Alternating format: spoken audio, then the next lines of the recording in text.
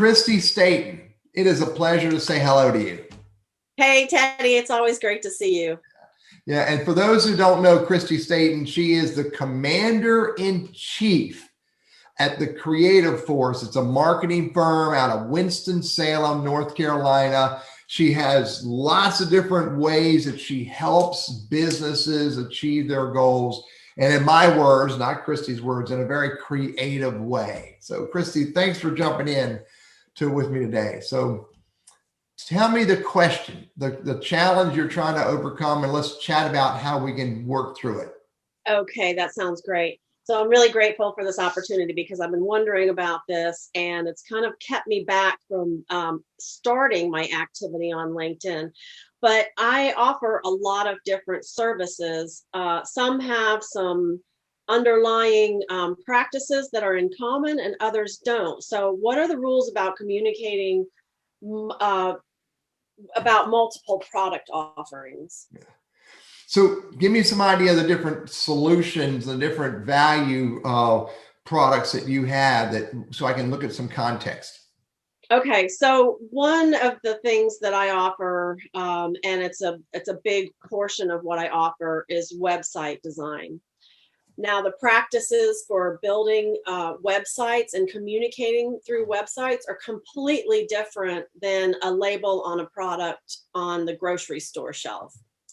And then another offering may be content delivery through email marketing. Yeah. So those are three diverse yet relevant, diverse ways of getting your message out there: web design, package design, and email marketing. And so, yeah, I can see where you also, is it true that some of the people you attract for one of these product services may not be relevant to the other?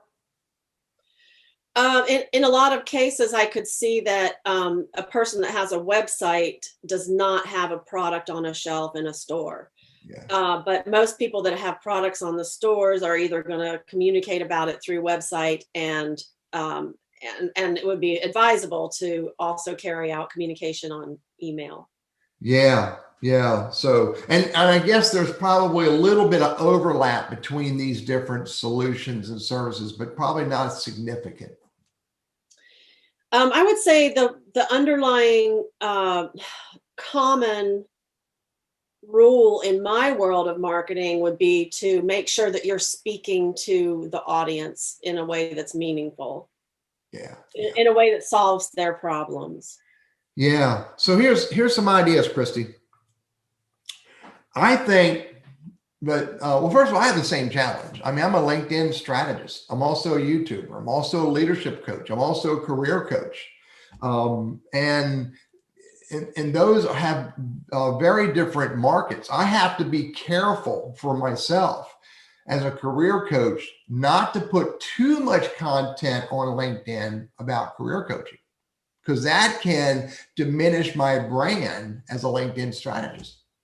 So I've got you said earlier, I heard you say that web design was sort of the priority. It's sort of your top level product. Correct. So that would probably be the area that you engage and share content on more than the others. Correct. If it is in fact your priority.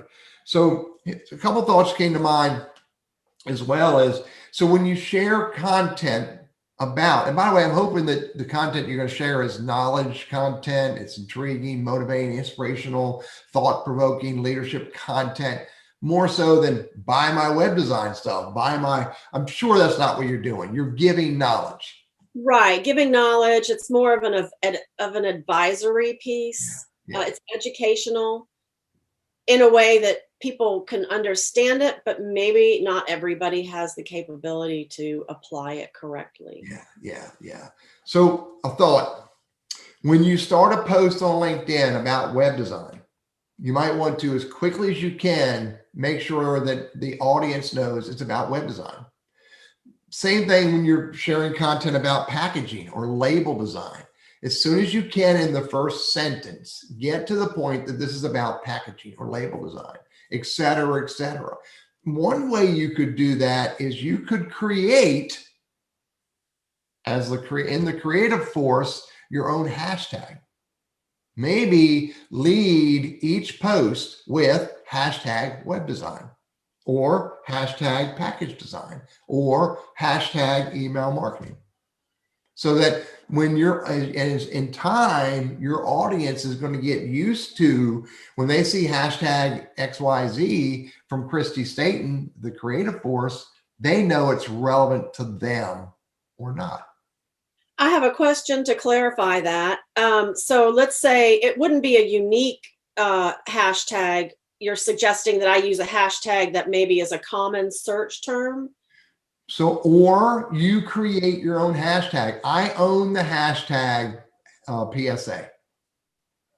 Hashtag PSA. Now, most people think that stands for public service announcement. It does not. It stands for, do you know what it stands for in the context of Teddy, Kristie? Absolutely not. It's pay serious attention. If you ever see me do a hashtag PSA, I'm about ready to tell you something that I just discovered that you need to know about.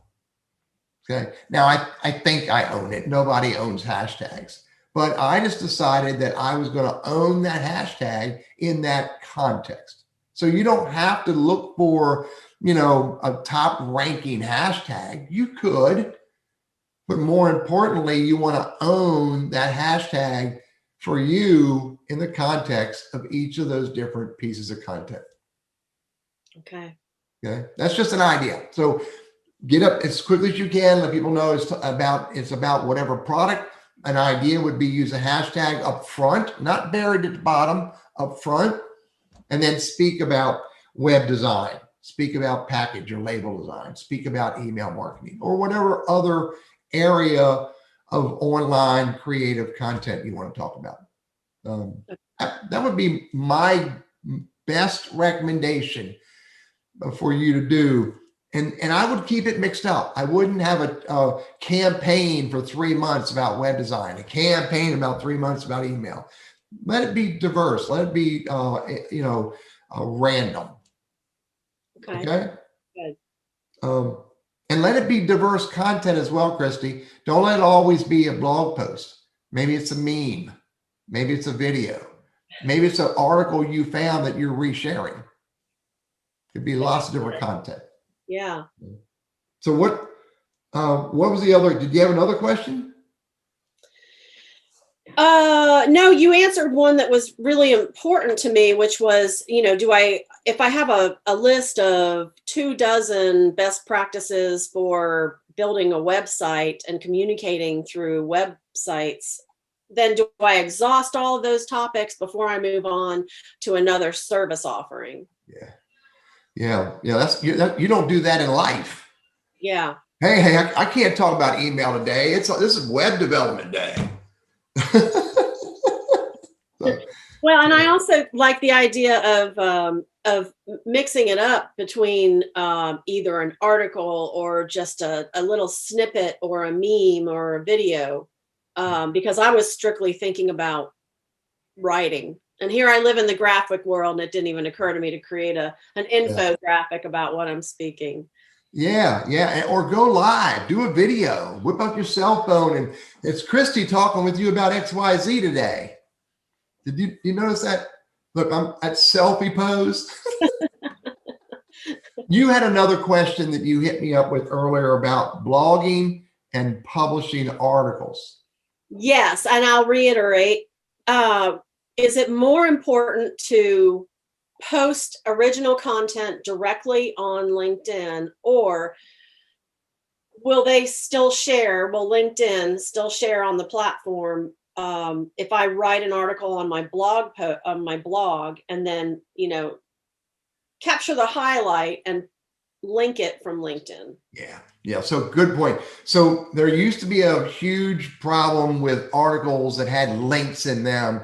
LinkedIn it was claimed that LinkedIn was ranking those lower. So they never admitted to that, but people said my activity is much lower. if I have a link in my post than when I don't have a link in my post. Then there was also the philosophy of, oh, I know how to beat the system. Let's put the link in the first comment. And that was how people would get links out there. So, hey, read my article, link in first comment. Well, then LinkedIn came back and said within the last year that they don't really, I can't remember exact words, but they are no longer ranking your posts lower if there's a external link in it. So it should be less of a challenge to get your content seen if you put a link in the post. Now, here's a thought. Anytime you share something and you want someone to go down the street out of LinkedIn, then make sure your editorial speaks very clearly about the reason and the value for clicking that link and going down the street. Very clearly speak to your target audience about why this article was so important to them. So that's really our call to action. Yes, sort of the call. I call it an editorial statement and really get you pumped up, excited about going and doing it, and then, click on it. The other thing is that you don't always have to have that third party, that link. You don't have to have it resolve so it brings up the preview image. You could, type in your editorial, your call to action, drop the link in, it will resolve and bring up the feature image, but then you can hit X and delete it out. And so you can get rid of that it's called the resolved feature image if you want. So it's just a post. But furthermore, you can also write your call to action editorial, drop the link in, let it resolve, get rid of the image, and then paste just a regular image. So there's just an image, and they have to get the URL out of the post. There's lots of different ways of doing it. Here's another way. You could have a really good article on your blog. You could come to LinkedIn and write a really good article in LinkedIn. Pull a hunk of text out of your blog post, really meaningful, strong, powerful messaging from your blog post, and stick that into your LinkedIn article. Write around it, with the words you write. And then say, if you want to read more, because I know this can help you achieve greater results in your web design, package design, email marketing, then click here to read the full article. So you could embed your article, a piece of your article, in a LinkedIn article. And then remember, LinkedIn articles are public, so you can share those outside of LinkedIn. Oh. You do not need to be logged into LinkedIn to read a LinkedIn article. Okay. How does it display? How does somebody come across it then? So here, I'll go live on LinkedIn. I'll show you, Kristie. So I'll go to my stuff because I can go right straight to an article. Yeah. Oh, by the way, I found something new here. I don't need to do like I always do. I can click on me and go down right here, post an activity. Like didn't even know it's there. Here's an article. So I'll grab this article. Look, this is a brand new article I just wrote, last month. See the 3 dots? Yes. Copy link. I'll go to an incognito window, which for those who don't know means I'm not logged in LinkedIn. I'll paste it. And there's the article. Oh, that looks beautiful. It is beautiful, ain't it? I took that picture from the outside of an airplane. You're impressive man. So you can drop the link to that article in Twitter and Facebook. You can put it on your blog. You can put it on your website. You can put it in, Quora, Medium, Reddit, Tumblr, wherever you want to share it to drive people to it to read it. Fantastic. So again, all you gotta do is grab the 3 dots. Anything that you have on LinkedIn, any content you have, 3 dots, copy the link. Okay. Even check this out. Even a comment. I gotta be careful what I'm saying. Are these 3 dots? Copy link to comment. Go to incognito, paste that. And look, I can read the article and I can read the comment. Goodness. But I can't engage on it. Oh, okay. So lots of ways to do it. What I would, for in the context of getting your blog post into LinkedIn and driving people to your blog, use all of those different techniques. Write an article, do a LinkedIn post, embed the blog post in the article. You could send a message to people on LinkedIn and go, hey, I wrote this blog post and I was thinking of you. Drop the link to it. So the thing is, you've just got to experiment and see what works best for your audience. Okay. So it's not any one answer for everybody. Okay. Good to chat with you today. We will talk another day.